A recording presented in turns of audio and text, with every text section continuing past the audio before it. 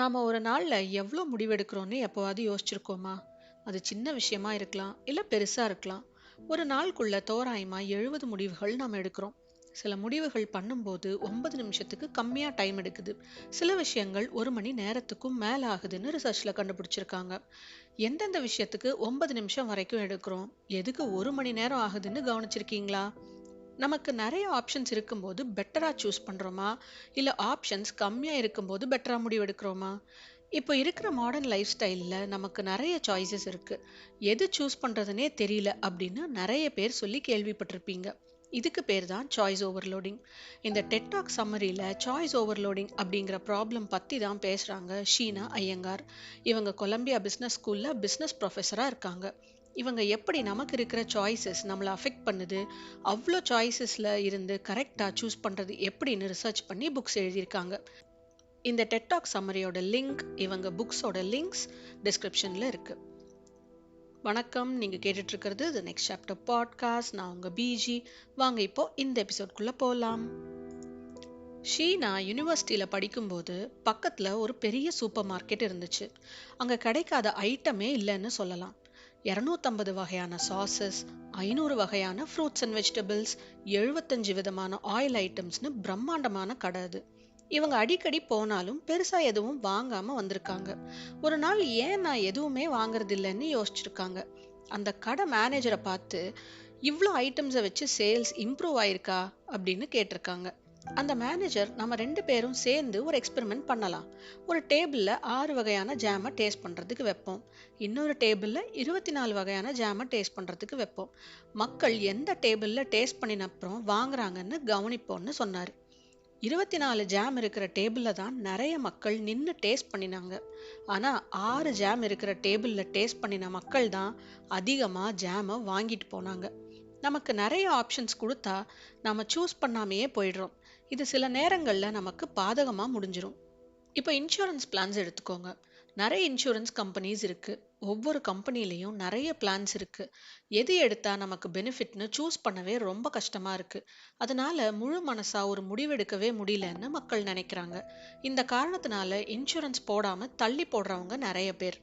இந்த மாதிரி நிறைய ஆப்ஷன்ஸ் இருக்கிறதுனால 3 பாதிப்புகள் இருக்கு.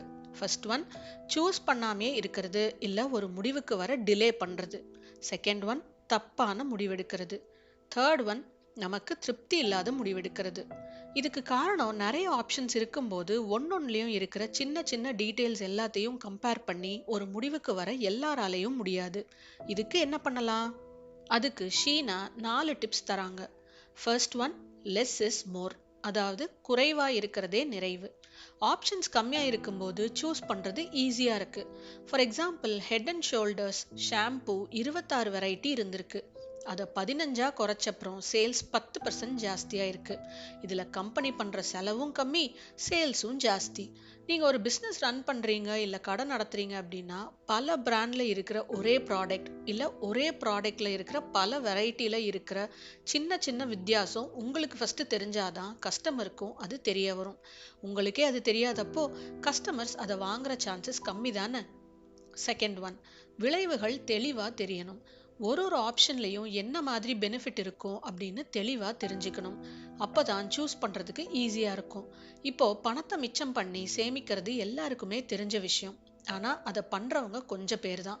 நம்ம கஷ்டப்பட்டு காசு சேமிச்சா அதுல என்னெல்லாம் பண்ண முடியும்னு ஒரு 5 நிமிஷம் யோசிச்சு லிஸ்ட் போட்டோம்னா அதோட பெனிஃபிட் நம்மளுக்கு தெளிவா தெரியும். அப்போ சேமிக்கிறத வெறுப்பா பண்ண மாட்டோம். அதை தான் இங்க சொல்ல வராங்க ஷீனா.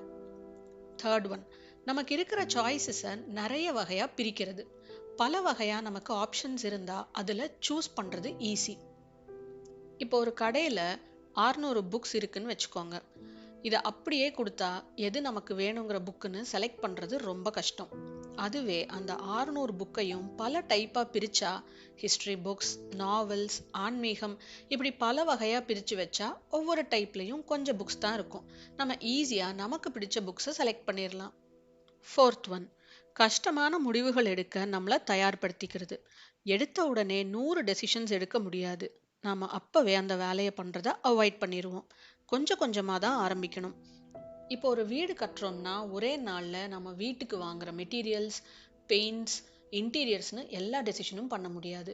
முதல்ல கொஞ்ச நாளைக்கு மெட்டீரியல்ஸ் பற்றி மட்டும் முடிவு பண்ணணும். போக போக நிறைய டெசிஷன்ஸ் ஈஸியாக எடுக்க முடியும். இந்த இன்டர்நெட் காலத்தில் நமக்கு நிறைய இன்ஃபர்மேஷன் இருக்குது, சாய்ஸஸ் இருக்குது. நல்லது எது கெட்டது எதுன்னு நாம தான் முடிவு பண்ணணும். அதை பண்ணும்போது வர்ற சாய்ஸ் ஃபெட்டிக் இல்லை சாய்ஸ் ஓவர்லோடிங்கை இந்த 4 டிப்ஸ் மூலமாக ஹேண்டில் பண்ணி பாருங்க. எவ்வளோ யூஸ்ஃபுல்லாக இருக்குன்னு கமெண்ட்ஸில் சொல்லுங்கள். இனி இந்த மாதிரி வேற ஒரு நல்ல டாபிக்கோட நெக்ஸ்ட் எபிசோட்ல மீட் பண்ணலாம். பாய்.